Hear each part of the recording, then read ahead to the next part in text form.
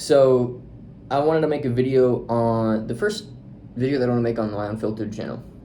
This just feels like the first topic I can make is how to justify talking about money and succeeding as a Christian. Like, here's the thing, dude. Whether we like it or not, Christians can be some of the most judgmental people because there's almost this air of like self-righteousness. And like when I first started doing well, like all I heard ever was like, don't forget what's important. That's the first thing. It's like you're being, like whenever I make a sacrifice, like let's say I sacrifice a friendship. So I'm like, God, this friendship isn't serving me. Like immediately the message I get is you're being selfish. That's immediately the message I get. Or if I sacrifice even a romantic relationship, which I've had to sacrifice a few, it's like, oh, you're being selfish. Or another one is like if I'm public about my numbers, it's like, oh, you're just bragging, just being arrogant. And here's the thing, dude, like I don't really mind that sort of a comment from random strangers online because like I do not care what random people think of me, but it can't help but sting when it comes from like family, you know? And of course these comments have slowed down because I've like proven my character and my like virtues to my family. But when I was first getting started, like there was a lot of resistance in that. And especially when you come from like a tight-knit family unit, and I consider myself to still be a part of that tight-knit family unit, which I think is a part of why I'm still in Indiana, to be honest, which is a point of contention right now in like my relationships. But anyway, it's like a whole other video. Here's how I justify. I just got off a coaching call. There's this guy who is in our mastermind. So his name's Austin. He's a really cool dude. He's about to run like a 50-mile like marathon and everything. He's getting ready for that. And he runs like a $200,000 a month social media management agency. So they contract $200,000 a month worth of projects. He profits about probably 40% of that, 30% of that. And he's got a team of like 11 people that basically manage, social media for people. And he came to me because he wants to launch like a coaching program to help people start and grow social media management companies and like get them to 7 figures a year, which is cool. And so I'm helping him launch this, and I told him, dude, I'm like, there's this piece of advice. A lot of my audience may or may not know Iman Gaji. Gaji, I don't know his last name. But he talks about, he and I, we're off the habit of it now, off the routine of it, because he's in a season of pushing, and I want to respect that. But there for a sec, we were doing like monthly masterminds, probably like 4 to 6 months in a row, and we just chat back and forth. And he told me something cool. He was like, the more you talk about money, the more money you're going to make. And I was like, okay.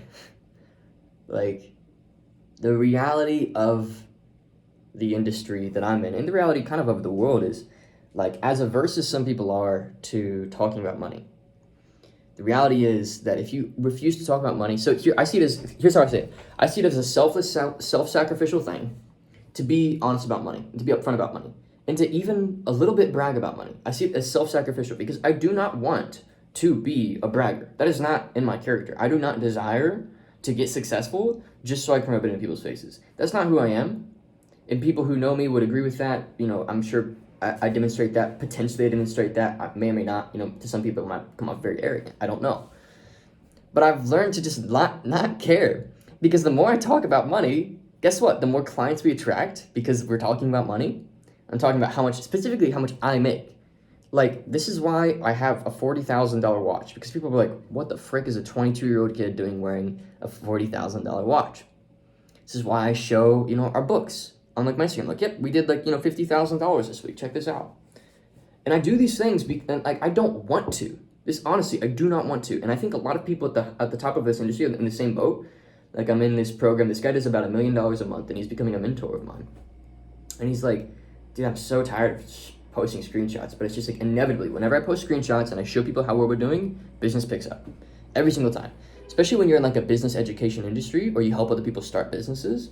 Like, who wants to learn business from somebody whose business isn't thriving, right? But then there's this, so the reason I see it as self-sacrificial is because if I don't potentially sacrifice my reputation to a few key people, particularly more closed-minded, conservative people, and I don't necessarily consider Christians to be always closed-minded, conservative. I've met some very, very open-minded Christians that are genuinely Christ followers. And so this is the thing, I grew up in Indiana, right? And in Indiana, it's mostly a Christian state, and it kind of starts to be this bubble of like, if you don't think like us, you're not one of us. And I definitely experienced that, and it's why to this day I still haven't found like a church that I really want to dig into with my fiance. It's because, especially growing up, and my father was reasonably successful as well, And I'll probably make a whole other video on that, because learning to be okay with your father taking credit for your success, learning to be okay with that was a tough one for me. And almost learning how to just make it between you and you, because whether you get the credit or not, you're just gonna do it. And that was a tough one. It was tough because I started to succeed. Like, I remember my first $10,000 day. I was still living at home. I went upstairs, like, I just had my first $10,000 day. And immediately, instead of my mom being like, holy cow, how are you doing this? Give me a hug. And like, I'm so proud of you. Like, what are you going to do? Like, it's just going to go further. Like, it was kind of the reaction I wanted. It was like, man, like, it was basically like, you're blessed to have the dad you have. Right? And I was like, I spent like probably like 30 grand on like programs and courses and read a bunch of books and figured this out. Granted, the spiritual element of success, I believe that is the privilege that I had, is that my father understood the spiritual element of what it meant to pursue money and to succeed financially. And there's definitely ties on a scriptural level to what it means to succeed financially in particular. So those concepts were well understood. But now today, my father's like a high paying client of mine, where I'm building him marketing processes for his company and stuff. And that's cool. Like, I never took a handout. I'm really proud of that. Never took any of his money. Worked my own way up. And I felt very defensive about that for a long time. So that's a whole other video I'll make at some point. I'll have to make that video at some point. I've heard it said before, and I honestly cried when I first heard this, because I heard somebody say, like, I honestly respect somebody that came from a house where they were set up and still went on to succeed, because it's like they didn't have to. And I always felt like my success was invalidated, because like, oh, my father's successful, so why would I need to succeed? It's like, everybody's always going to point it back to my dad anyway. And even my fiance sometimes will do that. Just be like, babe, you're going through a hard time. You just need to talk to your dad right now. I'm just like, it's hard as a man when your legitimacy is taken from you, right? But anyway, that's a whole other video. And obviously, how easy it is for me to get onto that topic will maybe be another video that I'll make at some point. But anyway, the point of this video is how I justify talking about money. If I'm willing to sacrifice my reputation to a few key people in order to attract the people that I know that I can serve, that to me is self-sacrificial. So, do I want to talk about money? No. I legitimately get tired of talking about money. Money is just it's stupid. Money's so easy to make. There's so much of it out there. And again, I know I'm going to sound tone deaf to the wrong ears. But legitimately, once you have the soft skills, sales, you can build a product, you can market yourself online, you can literally make as much money as you want. It's like you can just print money. And so, I don't know, and I feel that way. I would just wake up and be like, I want to make like 50 grand this week, and then just do it. And it's just because, I've got the soft skills. But anyway, I don't want to talk about money, because, like, I was on this call with Austin, who I was telling you about. He's just $200,000 a month, and he's afraid to talk about money because he's built his audience in a different way, right? He's just been a very wholesome, virtuous dude. He's got like 30,000 followers on Instagram. Solid guy, like just a good, very motivational, kind of like a Jim Rohn figure almost. And he's never really talked about how much money his business actually makes. So it's this weird jump that he has to make. And I said, dude, you're going to have to make the jump, because at some point people will ask, what's your authority? What makes you the authority? And if you don't answer that question on the front end of your marketing, especially when you're doing like consulting or coaching, nobody's going to want to work with you. Like, literally, if you do not answer the question of what makes you the authority, like, the obvious authority that I have is that we can consistently attract, convert, and sell clients, both for our company and for our clients' companies. Like, we understand the psychological process to a point where you give me any niche, you give me any industry, and a couple hours of brainstorming with you on a call, or my team on a call with you, we're going to adjust the way you psychologically position your offer, the deliverables of it, and, like, it's clockwork, right? And then we have proof of that by the results we've gotten in my own company's results. And I was just telling him this, and he just started like getting frustrated with himself. He's like, man, like, I really need to push beyond this. And it's so funny, because I remember when I was at that stage, right, where he does $200,000 a month, and he still hasn't gotten comfortable talking about money. He doesn't attract his clients into his company talking about money either. So that's the thing. He's not like one of these agencies that's like, oh, like how much money our client made. He's social media management. So he doesn't even, there's no direct return on his services for his clients. For those of you like who don't understand the different service types, like, it's not like he's running ads, spending $1 and making his clients $3 back, like, consistently, where he can talk about the like financial success of his clients in order to attract clients. It's more like he just has this, like, it's more intangible metrics, like, hey, we got you more followers, or hey, we outsourced your marketing, or hey, we can manage it for you, or whatever. So he's never had to talk about money in order to attract clients. And it just got me thinking about myself, like, man, I remember the sheer level of resistance that I had.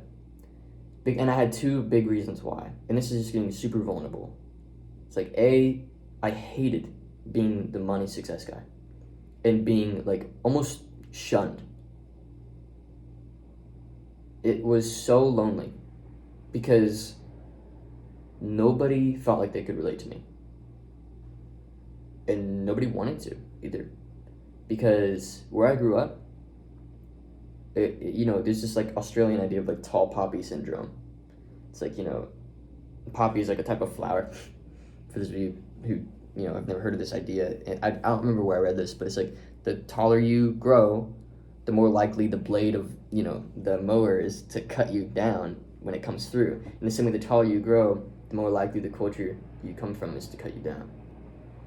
And it is very lonely unless you find people that are on a similar wavelength and that are succeeding at the same level or above you, or just barely beneath you, particularly financially. And our culture is so like averse to having that conversation. It's almost like you're selfish. Like, I will tell people in my life, like, hey, I need to be around people that are succeeding at my level or above. And immediately, instead of saying, yeah, I understand you feel capped right now, it will be, you're being selfish because you don't see the inherent value in these people that you already have.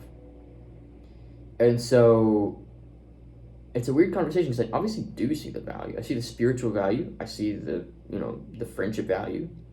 I see value in other ways. But the season that I'm at right now, 22 years old, trying to put a few $1 million in the bank by the time I'm 25, 26, right?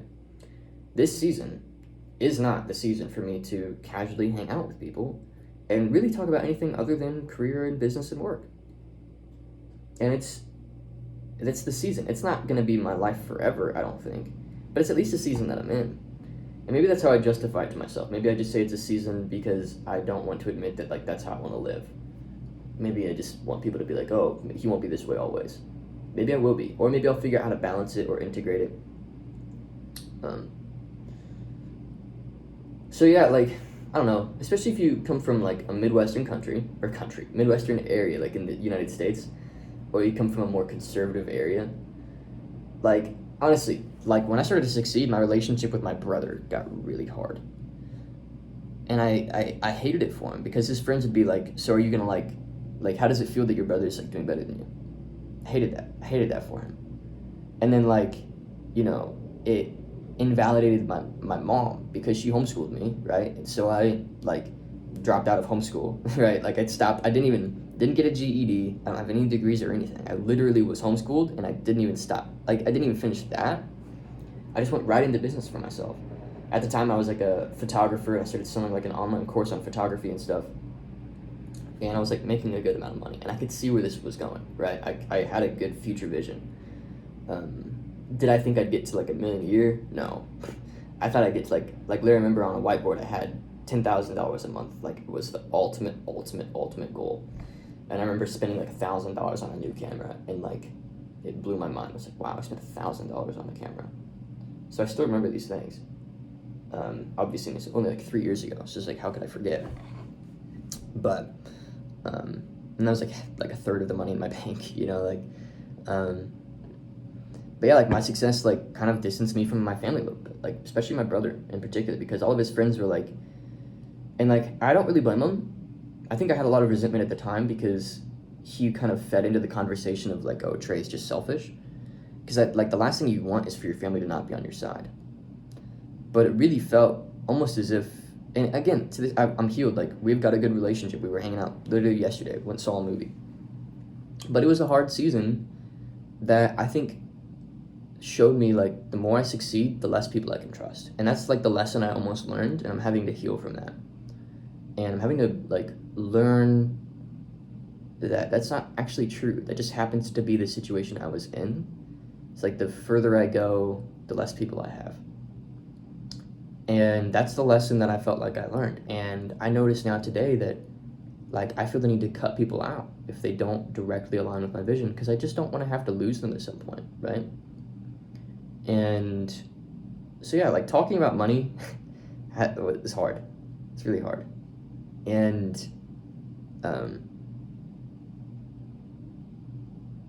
it's very isolating.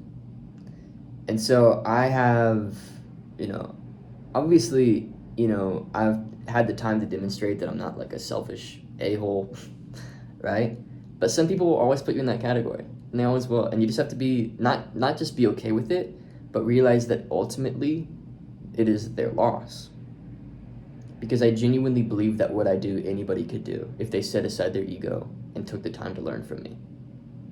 Not that I'm, the ultimate guru or anything, but there are people that I see that are like, hey, Trey, like, I'm not gonna just be a client of yours. Like, almost as if they're above me. They make $5,000 a month, right? And they're like, I'm not gonna be a client. I don't want to. And it's like, dude, humble yourself, bro. Like, I'm not gonna be the one to tell you to humble yourself, because it's just that I think that's arrogant of me to tell somebody else how they should view themselves, right? Like, you can view yourself however you want to. But anyway, yeah, it was very isolating, and I remember like the first Thanksgiving dinner with my family and whatever, and then like even like getting to know my fiance's family. It's pretty obvious that I was doing decently well for myself at that time. So I was doing like $15,000 to $20,000 a month at that point. And like, I had like a nice watch or two, and like I drove a kind of a cool car or whatever, and I was living in like a really luxury apartment downtown. Indiana's not that expensive. And like it was very obvious I was doing well. Like in Indiana, there's this one strip called Massachusetts Avenue, like Mass Ave. It's like the nicest strip in Indiana, and I was living at like in the nicest apartment in the nicest strip in Indiana. And like I remember like Lily's, my fiance's brother, tells me the story of like he told her that I live on Mass Ave because he got to know me a little bit more before she did, because we went out, like there was this group that I was a part of, this like young adults Bible group or something. And then she was like, he lives at Mass Ave, like what the frick, and so it's like, and I don't know, it was immediately isolating. It was almost like I wish, sometimes I'm stuck between the two, like which one would I prefer? Would I prefer that I would be like 26, 27, or coming up on 30 and have another 5 or 6 years of focus under my belt, stacking cash in the bank, and then have met Lily? Or do I wish that I would have met Lily before I even started entrepreneurship so she could be with me all the way? Because I think the major benefit of meeting her when I met her was that like it was clear that I had already been succeeding, and that it's very attractive to women. Like they want to see that you're, they'll always say, oh, I want to see that he's ambitious. What they secretly mean by that, it's literally like, is he like winning? Like, is he doing well? And they're like, I want him to be ambitious. It's their like politically correct way of being like, yeah, I want to know that he's doing well, because, or at least able to pay the bills and like doing well, and so we can provide, and so we have options in life. Like they're aware of that. And so I had that like frame, and so it was really easy for me to just like initiate the relationship and move things forward, because I saw that she was like a beautiful, kind, and like God-fearing and respectful towards men as well. It's a big thing. Not like a feminist or anything. And I was actually like really attracted to her too. So it's like it all just kind of, I didn't see myself, I don't know if I saw myself getting married to her at that point, but I definitely saw myself having a very serious relationship with her. And I think getting married now for me is basically just like I know for a fact that I want to be married. I know that. I also know that Lily would make a great wife. So it's like I have two options. I can either wait way longer and like, for no real reason other than like, oh, what if I find something better? Right? And I've thought that, like, transparently, I have thought that. People are like, don't you think you could probably wait and find something? Yeah, sure, I probably could. But the opportunity cost of waiting another 3, 5, 7 years versus getting married now and growing together with somebody, just, I'm not sure if it's there or not. And, it could be a mistake, but at the end of the day, it's a lifelong commitment. Just like I've made a lifelong commitment to be an entrepreneur. You can figure everything out if you just go all in on it. And so anyway, yeah, talking about money is tough because it does disassociate you from a lot of your circles, especially if you grew up in like a city like Indianapolis, or particularly I grew up in Greenwood, Indiana, which is like, there's a lot of homeschooled circles there. There's like a youth program that I used to go to that there's a lot, there's a lot of like, it's this weird mix of like equal parts extremely traditional and like their educational values, like you got to go to college. It was funny, like the first girl I ever dated, I met in this group that I'm just now talking about, and she and I basically broke up because I wasn't going to college. Like I'm not going to college. I'm not even finishing homeschool. Like I'm gonna go right into business for myself. This was, for those of you who know my story, right around when the house fire was happening, which just basically launched me into my career because I saw my parents like struggling. And I always feel the need to mention that they didn't end up needing my help, which is important to mention because I don't want to paint the sense that like I was the savior, because that's just unfair of me. I wasn't, but I felt the need to help, right? Like any young man would. And so that's what flung me into my career. And that's when Hannah and I broke up. My first girlfriend, Hannah, which I have tons of respect and love for to this day. And very recently, actually like 2 weeks ago, she texted me. She's like, "Hey, I just want to like call and get some closure because she's engaged to be married and I'm engaged to be married as well." And she's like, "I just feel like we didn't end things well." And I explained to her like, "Look, I just feel like I couldn't. You're 2 hours away in college. My family's going through something. We clearly don't agree on career values. There's no way this is gonna work. That's why I ended things." And then we got back together like 8 to 12 months later, somewhere around then. And then like we tried again, and then she broke up with me. And then she broke up because she was having a massive like life change, personality change. She just felt like things wouldn't work out. But so we just had that closure. And one of the things that she said when we were having that closure was she said like, "I'm legitimately impressed and proud of your success," which meant honestly the world. And I hate to admit it,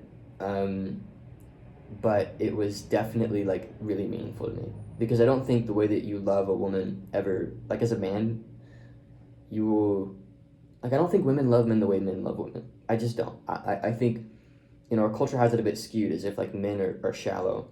But what I've found is like men, when they love a woman, they always kind of have some piece of their heart for that woman. They always do. And might be your wife would never like to hear that, but like I never slept with her.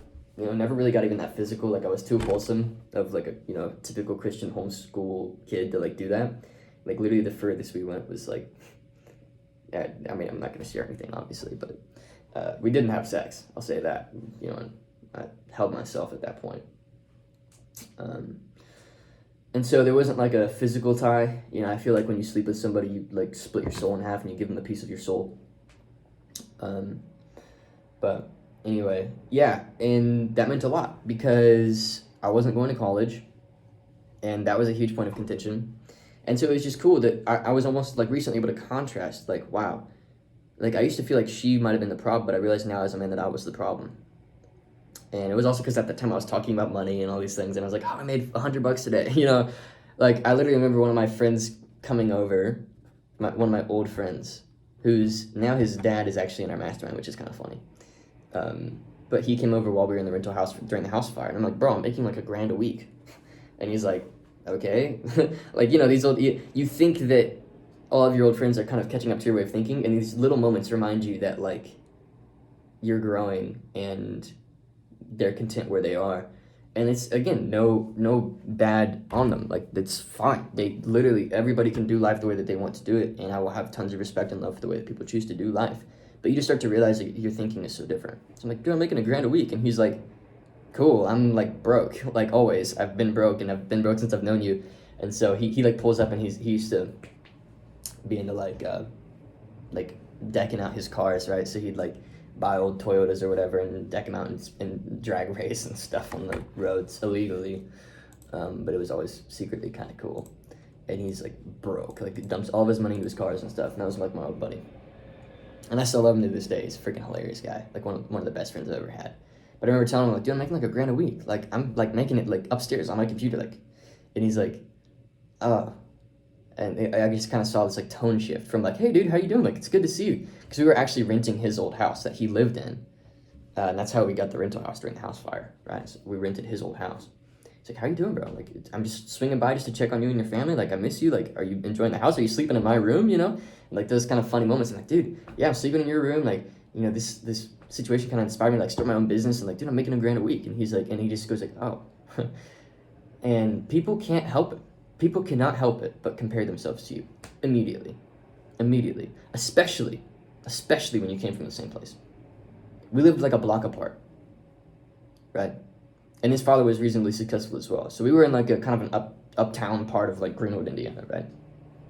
Center Grove is the name of the area, and it's like the nicest high school. And like he came, his dad, my dad, kind of like sort of buddy a little bit, and so he had a successful father. And it was just like a moment where he's like, "Oh, like we were of same kin, and now you're going forward, and I'm not. And people can't help but think, what am I doing wrong? And so one of the lessons that I'm learning is to attract people to serve with my business, I will talk about money openly. I'll brag, I'll show, because people want to know that there's an authority there. And they want to, and if they're in the right place to get helped, they will humble themselves and get helped. But otherwise, people only want to hear about the struggle, even if secretly it hasn't been that hard.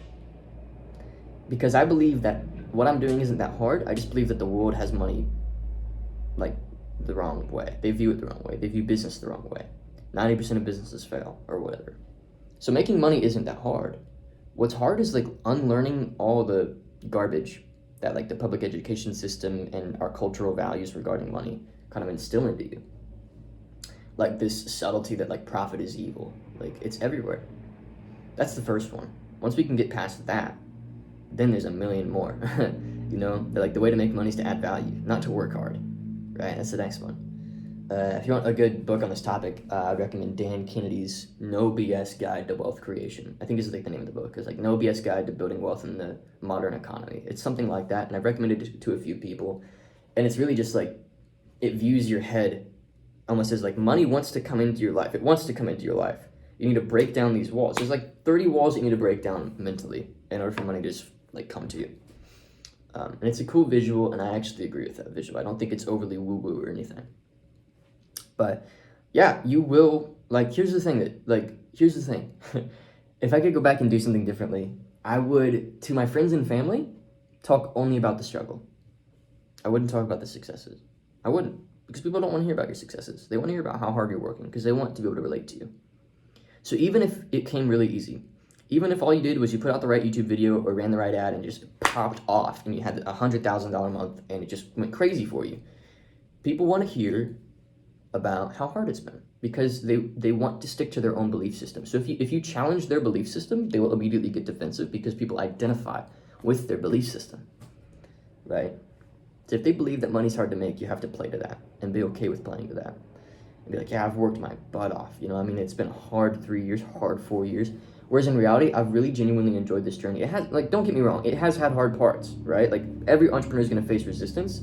I'm not saying that, I've just lifted a finger and then, it just flows to me. But it's getting there. It's getting there. And if anything, it kind of is there. All I really need to do to have, a $10,000 or $20,000 day right now is just be like, hey, sales team, I'm going to give you guys a bonus today. Go do some follow-ups. Yada. I can turn $2,000 into 20 anytime, right? And so it's I don't know, leverage is the conversation, but people don't think about leverage. They think about how hard you've worked. They want to know how hard you've worked. So anyway, I don't really know if there's a clear point to this video other than just my story of figuring out how to talk about money without sounding arrogant. Well, there's no way to really do it. You're always going to sound arrogant. People will always pin you as arrogant. Maybe that's a false belief. The wrong people will pin you as arrogant. The right people will celebrate with you and be excited with you and learn from you and teach you what they know as well. And if you are not stuck, if you choose to continue to love the people that, though they're not growing in their entrepreneurial journey, if you choose to continue to love those people, my advice to you is to talk about your struggles, because that will buy them into your journey. There will be, if anything, they will respect how hard you've worked, because everybody can relate to working hard. They can all put a measuring stick to how hard you've worked, because everybody at some point has to work hard, so they all understand that. So I'll be like, yeah, I grew this business to $1 million a year, and it's because I've sacrificed everything the past 4 years. And granted, I did sacrifice other things, but the thing that I won't say is the sacrifices were relative to the amount of success I've had, pretty easy to make. That's the first thing. And B, relative to the amount of success I've had, it's just been an easy decision and obvious. So, yeah, of course I've sacrificed a lot. I've worked hard. So I don't know, you want to talk, Jim Rohn talks about, if you're talking to a big stage of people, and I've been very humbled before, I'll be on stage and I'm just talking about my successes, and I assume that everybody understands, how I'm thinking, and that it's not about me being arrogant, it's about me being, a vessel, here's a bunch of opportunities that you guys can also be using. Here's kind of how we position our offer. Here's kind of, how I build my brand online. And people all they immediately do, this is human nature, they will compare themselves, and then because you don't have their belief system, they'll push you away, and because they're challenged by you, right? So if you ever have the opportunity to talk about your success, start with your struggle. Start with your struggle. And I'm actually going to be on a podcast tonight, being in like 2 hours tonight. And so I'm actually just going to do that. I'm talking about like, yeah, here's a bunch of struggles I've had. Like, here's all the dark points. Here's all the times I thought about quitting. Because those are there. Don't get me wrong. But like, at the end of the day, you will just naturally trade the things that are worth trading for where you want to be. So like the struggles were just the struggles. It's not like it's not like I didn't anticipate them or anything. It's just I struggled because I wanted to be here. It's like I went to the gym because I wanted to put on muscle. Like, obviously, you're going to struggle to put on muscle. But people only want to hear about the work. You know, they don't want you to brag about your bicep size. Like, I went from 17 inches to 18 inches in like a single week, just changing this one thing. People are going to be like, okay, dude, whatever, Mr. 18-incher, you know? They want to hear like, yeah, when I was like 14, I honestly had the worst self-image. Like, I had no idea I would ever be successful or buff or whatever. I legitimately was like completely lost. You know what I mean? Most middle schoolers are, let's be honest. Most young high schoolers are. But I think I had it especially bad because like I literally remember like I had a friend who had some like suicidal thoughts, and I remember almost relating to them. And this is me actually speaking very candidly now. Like this is moved from me giving an example to me speaking very candidly. So I don't know. That's just some thoughts. Hopefully this is a interesting video for you and just insightful. Appreciate you all, and I will see you in the next video. Leave a comment down below what you think the topic should be on. I'll talk about anything. This is just going to be kind of like a documentative like channel for me. Like when I'm in between meetings or whatever, or I'm out on the road. I'm going to be doing more traveling soon, so probably I'm going out to California and going out to Florida, and then I might go out to the Bahamas and get an Airbnb. Like I've got a lot of ideas of where I want to go just because I want to be moving and changing my environment up a little bit. Just because I put this thing on my story recently, I'm like, I feel kind of capped, to be honest.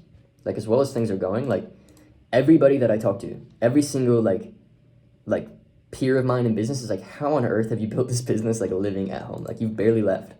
I'm like, I honestly, it's just because I'm really good at the mental game. I'm really good at, like, I don't care about my environment. I can create that environment in my head. But it will be a nice relaxant to be able to be like, oh, look at this nice, you know, $500 a day Airbnb that has an ocean view that reminds me of like, you know, where I've come from and where I'm going. You know, I mean, that's going to be a nice element to my growth. But anyway, hopefully you enjoyed. See you all.